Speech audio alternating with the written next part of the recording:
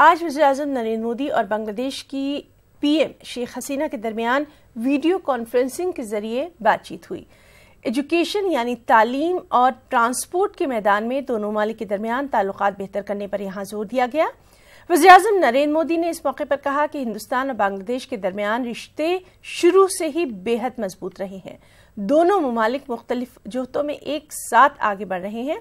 हिंदुस्तान ने बांग्लादेश के महकमा ट्रांसपोर्ट को बसें और ट्रक मुहैया कराया है।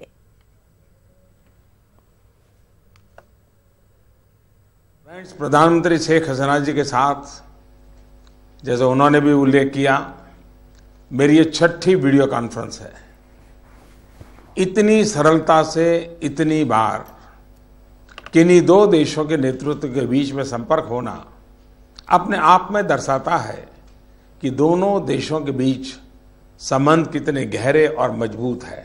भारत और बांग्लादेश के बीच कनेक्टिविटी मजबूत करने की बात जब भी होती है तो उसका सबसे बड़ा प्रेरणा स्रोत मैं प्रधानमंत्री शेख हसीना जी के विजन को मानता हूं।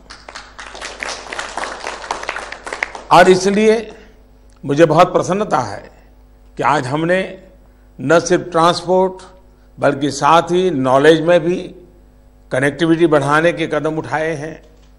बांग्लादेश से जुड़कर भारत का नेशनल नॉलेज नेटवर्क अब बांग्लादेश के स्कॉलर्स और रिसर्च संस्थानों को भारत और पूरे विश्व के साथ जोड़ने वाली एक मजबूत कड़ी बनेगा।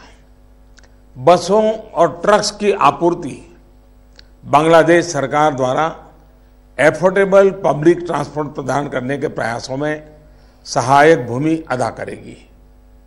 वाटर ट्रीटमेंट प्लांट्स हजारों घरों में शुद्ध पेयजल पहुंचाएंगे और कम्युनिटी क्लिनिक्स इससे लगभग 2 लाख लोग लाभान्वित होंगे, जिन्हें अपने घरों के पास स्वास्थ्य सेवाएं उपलब्ध होगी। ये सभी प्रोजेक्ट्स सीधे रूप से जनता के जीवन से जुड़े हुए हैं।